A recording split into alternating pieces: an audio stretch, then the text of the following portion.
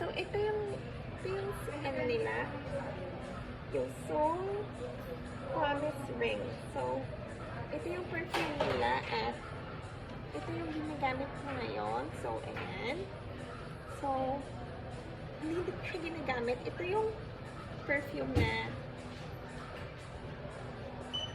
product nila. So, ayan.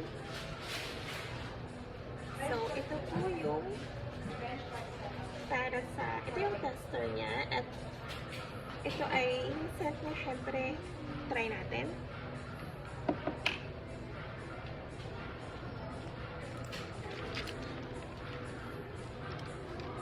So, ayan yung, nabango siya, parang misty na, parang flowery na blossom. So, ganyan ang product nila. So, mabango siya.